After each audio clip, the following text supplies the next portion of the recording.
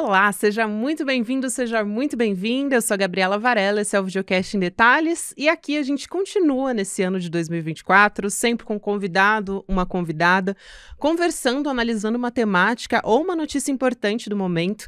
Eu vou conversar agora com o professor Wallace Corbo, que é professor de Direito Constitucional da Universidade do Estado do Rio de Janeiro, a UERJ, e também da Fundação Getúlio Vargas, a FGV. A gente vai falar sobre a sucessão no Ministério da Justiça, Segurança Pública, quais são os nomes mais cotados para assumir essa vaga e também quais são as prioridades, os desafios para essa área, que é, vamos dizer assim, talvez um dos principais gargalos do governo Lula, né? Professor, seja muito bem-vindo aqui ao Em Detalhes, um prazer falar contigo. Olá, Gabriela, é um prazer falar com você e também cumprimento todo mundo que está nos ouvindo, nos assistindo hoje. Prazer te receber aqui. Professor, eu quero começar perguntando sobre esse dia de gravação que a gente tem, é uma segunda-feira, é o dia 8 de janeiro, exatamente um ano depois da tentativa de golpe ou do golpe, né? Vamos dizer assim, porque a gente teve realmente a tomada da Praça dos Três Poderes, ainda que tenha sido momentaneamente. A democracia, ela está consolidada ou ela ainda está sob ameaça? E qual a importância da gente ter um dia com um marco, um evento que está marcando como a democracia que não foi quebrada, né? O governo federal até usou um termo ali que foi utilizado pela ministra Rosa Weber para denominar essa data de hoje.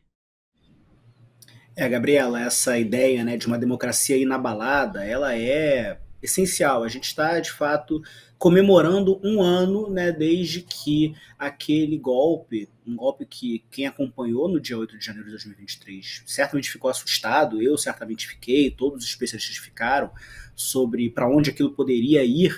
E hoje a gente comemora o fato de que não houve uma ruptura institucional. Então, nesse sentido, houve de fato nós temos de fato uma democracia em alguma medida inabalada, porque nós conseguimos preservar as instituições, nós conseguimos preservar um mínimo de estabilidade institucional, apesar daquela invasão, daquela quebra, daqueles atos de vandalismo e de golpe de Estado que aconteceram na Praça dos Três Poderes. Agora, a gente também não pode aqui colocar, né, uma venda nos olhos e fingir que está tudo bem. Não está tudo bem, nós avançamos bastante, mas a verdade é que ainda existe no Brasil, ainda existe nas instituições brasileiras uma série de agentes políticos, né, que tentam dizer que não, tudo bem, aquilo ali era liberdade de manifestação, aquilo ali era um manifestante, está havendo abuso ao tentar responsabilizar eles. Então, a gente ainda tem dentro das instituições quem veja com bons olhos aquela tentativa de golpe, quem talvez lamente que não tenha dado certo. A gente ainda tem muitos agentes que estão longe de terem sido responsabilizados. Então, por mais que nós tenhamos avançado em resistir, né, em impedir o golpe, tem muita coisa para fazer ainda, Gabriela. A gente tem muita coisa para fazer ainda e uma figura que talvez seja chave nesse momento é de quem vai ocupar a vaga no Ministério da Justiça e Segurança Pública. E a gente tem o ex-ministro do STF, Ricardo Lewandowski, que é o nome favorito do governo nesse momento para ocupar essa vaga. Ele foi, inclusive, chamado para uma conversa com o presidente Lula nessa segunda-feira, dia 8, e ela deve acontecer, pelo menos essa é a previsão enquanto a gente está gravando o podcast. Mas por ter ocupado essa cadeira no Supremo, inclusive num momento tão importante de ameaça à nossa democracia, ele foi atacado pelo bolsonarismo. A gente completa hoje, mais uma vez, eu estou reforçando, um ano dos atos do 8 de janeiro, que depredaram a Praça dos Três Poderes e também o próprio Supremo Tribunal Federal. Professor, qual é o perfil que você esperaria do ministro Lewandowski, se ele vier aceitar, como ministro da Justiça nesse contexto que a gente está falando? Essa é uma ótima pergunta, Gabriela, e ela é muito boa porque, se a gente parar para pensar, o ministro Lewandowski, ele foi ministro do Supremo Tribunal Federal, ele foi nomeado pelo presidente há mais de 20 anos. Então, a maior parte do que nós conhecemos como carreira pública dele foi como juiz. Né, por mais que o termo ministro da Justiça faça parecer em algum grau, né, que isso tem alguma coisa a ver com julgar, com decidir, o ministro da Justiça ele é um agente do Poder Executivo que integra o governo e que tem uma série de funções políticas, né, de propor medidas, de coordenar as polícias, etc, etc. São funções muito diferentes das funções de ministros juízes do Supremo Tribunal Federal. O que a gente sabe sobre o ministro Ricardo Lewandowski? Que ele tem uma trajetória muito respeitável, ele foi um dos ministros garantistas, né, que se colocou na ala dos ministros garantistas ao longo dos anos. Ele tem alguma conexão histórica, alguma proximidade histórica com o presidente Lula, né, com algumas alas do Partido dos Trabalhadores, mas nós não sabemos ainda como o ministro Ricardo Lewandowski como ele atuaria na condição de político, né, na condição de ministro de Estado com essa função de governo. Nós poderíamos esperar claramente de qualquer pessoa que ocupe o cargo que vá dar continuidade às investigações do 8 de janeiro, que vá dar continuidade a algumas medidas de combate às organizações criminosas, mas a verdade é que nós ainda não sabemos o que esperar do ministro Ricardo Lewandowski, que tem uma ótima trajetória no Supremo, mas o que esperar dele no governo ainda é, em algum grau, uma certa incógnita pela falta de um precedente dele mesmo como agente político, Gabriela. Agente político, quando o senhor fala isso, professor, eu penso justamente em como que seria a articulação dele com os três poderes também, porque no último ano, em 2023, a gente teve uma série de questões ali, troca de farpas, principalmente entre o Supremo Tribunal Federal e o Congresso Nacional, o Congresso acusando o Supremo de querer legislar e o Supremo ressaltando que o Congresso deixou de definir uma série de questões importantes nos termos da lei. Então, a gente vai ter, talvez, uma postura do ministro que a gente não viu até agora, né? Como você disse. Exatamente. E se a gente parar para pensar, né, o que nós poderíamos esperar de uma atuação do ministro Lewandowski como ministro de Estado? Certamente uma proximidade entre o governo e o Supremo Tribunal Federal. O ministro Ricardo Lewandowski acabou de sair do Supremo Tribunal Federal, ele tem, obviamente, laços com os ministros do Supremo, laços de companheirismo, de coleguismo, até de amizade com alguns dos ministros, e isso certamente aproxima o ministro Lewandowski do Supremo e, portanto, aproximaria o governo do Supremo. De outro lado, o ministro Lewandowski ele não foi um daqueles ministros que sempre foram vistos, digamos, como ativistas. São poucos os casos de decisões do ministro Ricardo Lewandowski que tenham sido vistas como decisões que interferiram muito na esfera dos outros poderes. Ele não é, como outros ministros são, aqueles que são vistos como grandes ativistas, grandes ministros políticos. Isso facilita a interlocução com o Congresso Nacional. Agora, se a gente for fazer uma comparação, Gabriela, se a gente for fazer um contraste, por exemplo, com o ministro Flávio Dino, não tenho dúvida de que o ministro Flávio Dino, que tem uma carreira política muito mais ampla, ele tem uma capacidade de interlocução política que a gente imagina que seja muito maior também do que a do ministro Lewandowski. É difícil saber, pode ser que o ministro Lewandowski se demonstre um ótimo articulador político, mas de fato a gente sai de alguém que tem uma trajetória de décadas na política para alguém que tem uma trajetória de décadas no judiciário. Então é como se o governo, ele em algum grau se afasta um pouco do Congresso, se aproxima um pouco do Supremo e a gente fica procurando como que vai ser a articulação com o Poder Legislativo a partir disso. E tem a questão da divisão do Ministério da Justiça e Segurança Pública em dois, né? Até a Andressa Dias, jornalista da Globo News, ela apurou que uma das condições justamente para ele topar, aceitar, é não existir, não dividir o ministério. Professor, qual que é a sua avaliação sobre dividir ou não? Ele acredita que não faz sentido essa divisão, e aí se ele deixasse de assumir, existem vários nomes aí cotados, inclusive o Ricardo Capelli, para assumir essa outra vaga, né, que surgiria nessa outra pasta. Mas por que o Lewandowski teria a previdência por um ministério único? Seria mais forte? Tem essa característica de superministério? Como é que a senhora avalia?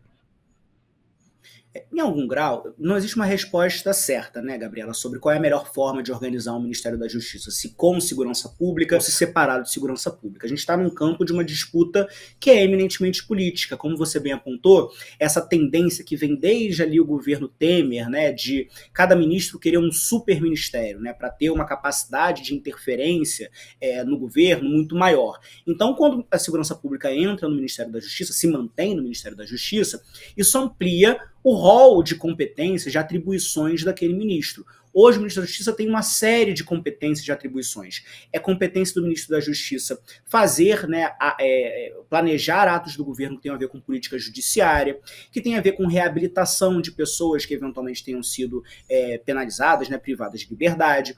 Hoje, no campo da segurança pública, ele vai coordenar as polícias, ele vai tomar os atos, né, de elaboração de projetos de lei, etc., para submeter para o presidente sobre as polícias no Brasil. Então, de certa forma, essa justiça de que fala esse ministério é uma justiça tanto na relação com o poder judiciário, quanto na relação com aqueles órgãos do sistema de justiça que integram o poder executivo, que é a polícia. Se eu tiro a segurança pública, isso reduz a quantidade de coisas que o ministro vai fazer, a importância do ministro. Se a gente parar para pensar, Gabriela, aqui, esse tema do combate ao crime, do combate à corrupção, ele se colocou como uma pauta política muito importante, às vezes até com perdas, né, relevantes, né, às vezes até com a adoção de discursos que são problemáticos em termos de direitos humanos, mas se esse tema hoje é tão importante para a direita, para a esquerda, para todos os campos do debate político, certamente quem queira ser ministro quer se associar em algum grau com essa pauta de combate à criminalidade, às organizações criminosas, de avanço na punição, na responsabilização por crimes praticados no Brasil. O senhor entrou num tema que eu acho bastante importante, professor, e eu até comentei isso no início da nossa conversa, de que talvez seja um dos maiores gargalos do governo Lula hoje, a área da segurança pública. Eu queria saber se o senhor concorda, porque 2023 foi um ano em que os estados do Rio de Janeiro, da Bahia, voltaram a se destacar no noticiário por questões relacionadas ao crescimento da violência, índices de homicídio. A Bahia, inclusive, porque o Rio de Janeiro a gente está falando de uma gestão bolsonarista. Agora, a Bahia ela é governada pelo PT há quase 20 anos. Por que esse ainda é um desafio para a esquerda, e não só em termos de gestão, mas também de discussão, né, de falar sobre segurança pública? E talvez isso permita também que o bolsonarismo, continue se apropriando dessa pauta, né? Porque aí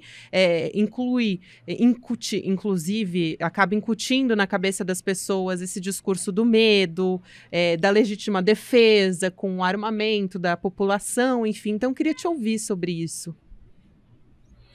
Gabriela, a verdade é que segurança pública ela é um problema no Brasil inteiro, não importa qual é o partido ou qual é a ideologia. Mas o que a gente consegue dizer com alguma clareza é que, de um lado, a direita política no Brasil, ela escolheu um discurso que é muito conhecido sobre segurança pública, que é o discurso do bandido bom é bandido morto, que é um discurso que viola a Constituição, tratados internacionais sobre direitos humanos, viola tudo, tá? Esse discurso ele não tem lugar no nosso ordenamento jurídico, mas ele apela muito facilmente à população que vê o seu celular roubado, que vê algum tipo de crime violento na rua, não vê nenhuma solução e pensa, bem, a melhor forma de resolver é neutralizando essa pessoa. Do outro lado, o que a esquerda tem proposto? Né? O que a gente vê no campo da esquerda política no Brasil? A gente não tem visto medidas que tenham sido efetivas em combater a criminalidade, e mais do que isso, existe uma tensão que ficou muito clara nesses últimos anos, Gabriela, uma tensão que vem do problema da pauta de segurança pública, que é a tensão com alguns agentes ou instituições da segurança pública. Eu estou falando aqui das Forças Armadas, eu estou falando das polícias. A gente não pode esquecer que não há pouco tempo nós tivemos motins de polícias em diferentes estados no Brasil, né? Polícias bolsonarizadas, polícias que são, né, que se vinculam à direita, e aí, obviamente, esse campo da esquerda fica até com medo de mexer naquilo. E é isso que explica, de certa forma, a gente vê nesse último ano, né, em 2023, mesmo o governo Lula, usando muito aquela pauta, né, de mostrar muitos números de combate à criminalidade, etc., e evitando qualquer tipo de enfrentamentos necessários, tá, Gabriela? Enfrentamentos do tipo reforma do ensino nas polícias e no exército, reforma da estrutura das polícias militares, civis e das Forças Armadas. Isso seria importante para a gente gerar forças de segurança mais democráticas, mais efetivas, mais eficazes, mas virou um vespeiro em que a gente tem medo de mexer, porque vai que a gente mexe e, de repente, as alas golpistas dessas instituições que, vamos lembrar, são instituições armadas do Estado, vai que elas se movimentam. Então, a gente está num campo em que a direita mantém o seu discurso, o discurso de atirar para tudo quanto é canto, apesar disso não resolver nada, não resolve há décadas e não vai resolver mais. E a gente tem uma esquerda que, de certa forma, fica receosa de dizer o que precisa ser dito, porque vai que a gente enfrenta novamente algum tipo de ataque à democracia. É verdade, é um grande desafio, e tem a questão quando a gente está falando de segurança pública, ela não deixa de ser, ou deveria ser, baseada em evidências científicas, né? E a gente teve também a adoção de medidas ineficazes, inclusive em 2023, em governos anteriores também, mas em 2023 a gente teve no governo Lula o decreto da garantia da lei e da ordem no Rio, na Bahia, E o ministro José Múcio, eu acho que também se destaca por, desde o começo, subestimou os riscos de um golpe que acabou se concretizando e logo no início do governo Lula correu até o risco de uma fragilização muito forte logo no começo de um mandato, né, de 4 anos. Agora, falando em evidência científica, o Brasil, historicamente, costuma, né, professor, ignorar essas evidências, o que comprovadamente funciona nessa área, só para dar um exemplo, mas a gente tem diversos, né, câmeras nas fardas, superlotação nas prisões também. Como é que a pasta de quem vai assumir esse cargo, e provavelmente o ministro Ricardo Lewandowski, pode criar soluções a médio prazo, a longo prazo, porque ignorar essas evidências científicas produz morte. E muitas vezes a gente tem índices de homicídios altíssimos e tudo mais, mas também tomar essas medidas muitas vezes acaba gerando críticas, justamente porque é uma pauta que tem uma dificuldade de ser digerida, inclusive pela esquerda, né? Gabriela, eu falo do Rio de Janeiro, né? É aqui que eu moro, que eu vivi, que eu cresci, é aqui que eu acompanho principalmente a política, e o Rio tem se tornado um péssimo exemplo que já se exporta para os outros estados do que acontece nessa pauta, digamos, das políticas de segurança pública. O que acontece?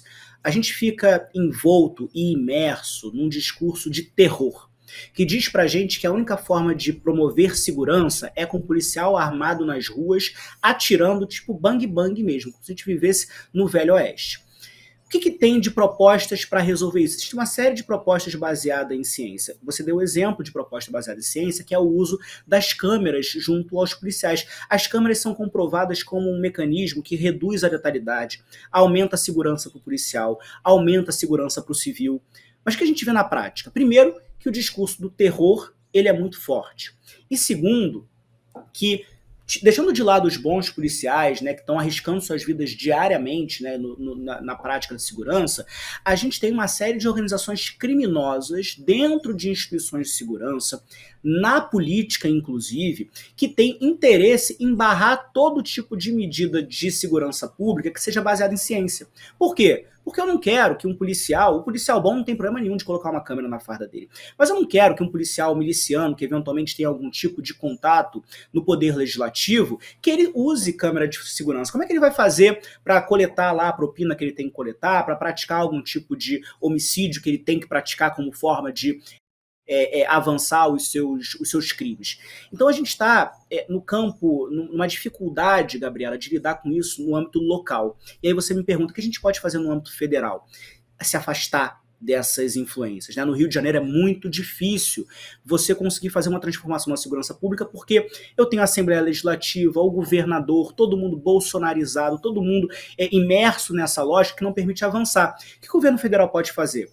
Criar mecanismos que incentivem boas práticas de segurança pública. Isso parece ser uma das medidas propostas recentemente, tanto pelo Flávio Dino quanto pelo Ricardo Capelli, mas a gente ainda está no campo aqui de tudo muito incipiente, tudo muito ainda negociado com as polícias, de novo, com base nesse medo de algum tipo de motim ou de algum tipo de desrespeito à hierarquia. A gente precisa avançar e quem vai conseguir avançar, o que a gente consegue ver hoje, né, olhando para o Supremo, que tem também interferido nisso no Rio de Janeiro, quem vai conseguir avançar é quem está de fora desse contexto. O problema vai ser se a gente não avançar e esse contexto que hoje é local, está no Rio de Janeiro, está na Bahia, se ampliar para o resto do Brasil. Aí a gente realmente está perdido, Gabriela. E a gente falou rapidamente, eu citei o sistema prisional, talvez coincidentemente é uma das áreas que o ministro Ricardo Lewandowski tem uma experiência grande, né? Por conta da atuação dele, do trabalho dele no Conselho Nacional de Justiça. E essa é uma das pautas também, é uma das mais difíceis de dialogar, não só com a direita, mas também com a ala progressista. É difícil conversar sobre os direitos que a população prisional tem direito, né? Que o encarceramento em massa, o Brasil é um dos países que se destaca nesse sentido, que mais encarcera, principalmente a população negra, e a guerra às drogas, né? A gente conversando aqui, é lógico que é difícil falar em tão pouco tempo a respeito desse assunto, porque é bastante amplo, é muito complexo, mas qual que é a saída? Porque é fundamental a gente tomar medidas para diminuir esse cenário e a gente estava falando do Rio de Janeiro, é tão importante quando a gente fala de guerra às drogas, né? E o quanto isso fomenta mais e mais a entrada de pessoas nas prisões, e sem que o governo Lula perca a popularidade, porque hoje a gente enfrenta um cenário de que o presidente Lula, a imagem dele é muito importante também quando a gente fala nessa ameaça à democracia que o Brasil enfrenta hoje, né? Tudo parece que não tá nada ganho, é tudo no pouco a pouco ali, né, professor? Então, o bolsonarismo, a ameaça à democracia está muito à espreita.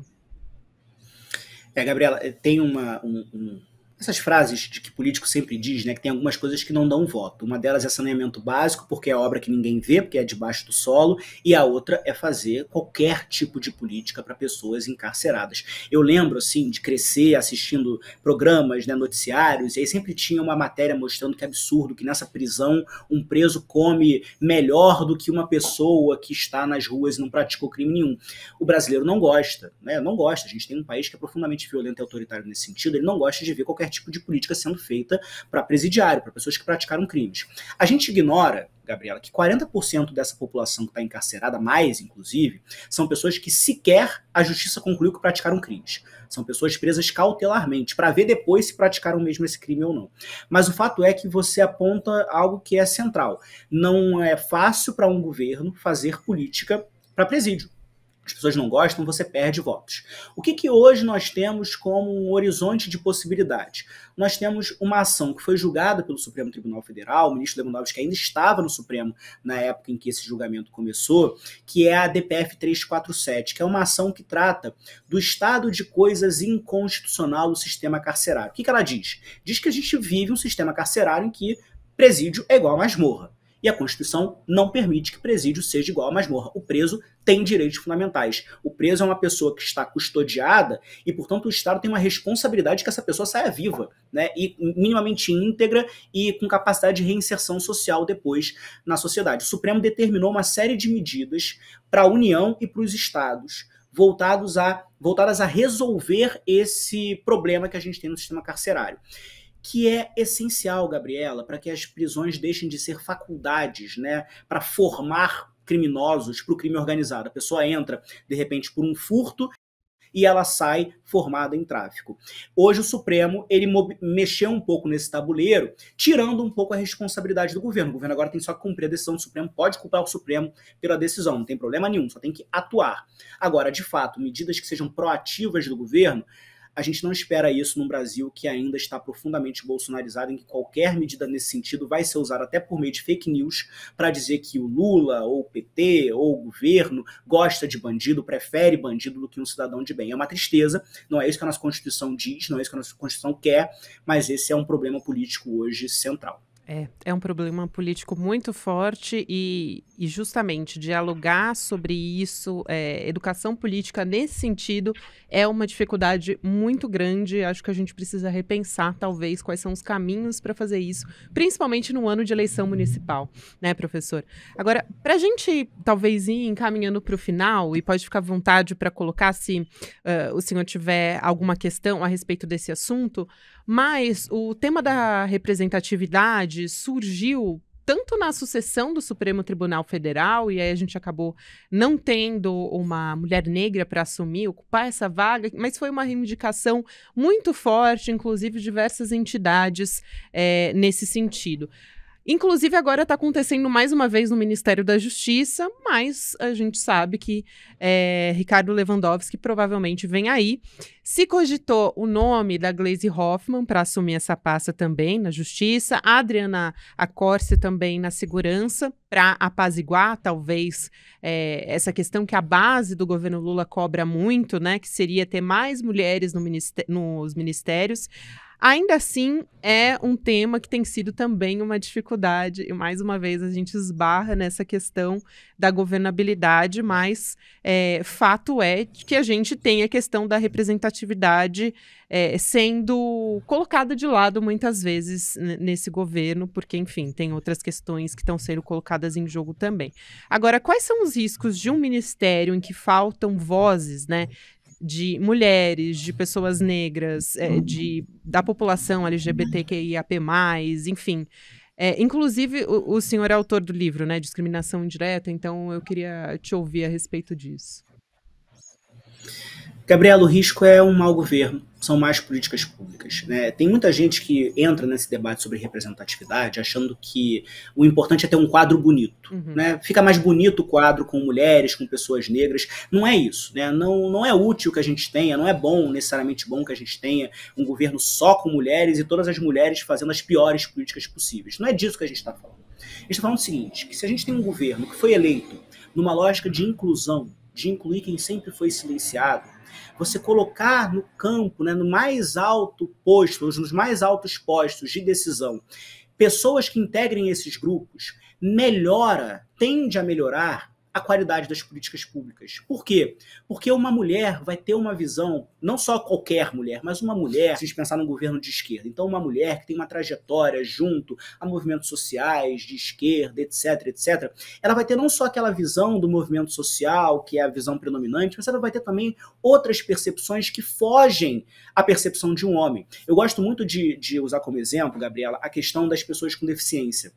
Porque é muito comum que nós que não temos deficiências aparentes, pelo menos, que nós esqueçamos ou não pensemos, né, que eventualmente um prédio não pode ter só escada, tem que ter uma rampa, etc. Para uma pessoa com deficiência, a primeira coisa que ela vai pensar, quando ela pensar numa política pública, é como essa política pública pode ser pensada não só para atingir a população como um todo, mas também pensada especialmente para pessoas com deficiência.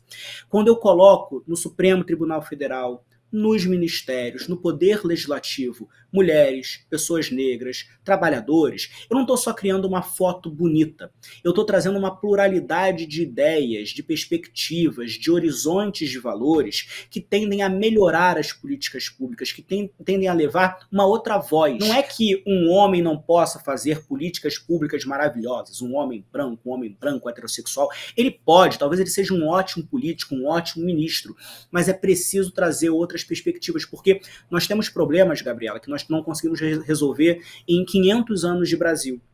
Porque as mesmas pessoas são as pessoas que continuam sendo chamadas para resolver os mesmos problemas. Talvez, se nós chamarmos outras pessoas, que talvez vivam esses problemas com maior clareza, talvez a gente possa começar a chegar nas respostas certas, né? Fazer novas perguntas para chegar em boas soluções. Esse é o problema de um governo homogêneo. E é isso que a gente quer superar com um governo mais diverso, com mais pessoas, com mais grupos, que dê voz àqueles grupos que foram silenciados na história do Brasil. Perfeito, professor. É tão importante te ouvir, enfim, ter essa conversa com o senhor mais uma vez. É sempre um prazer te ouvir, te receber.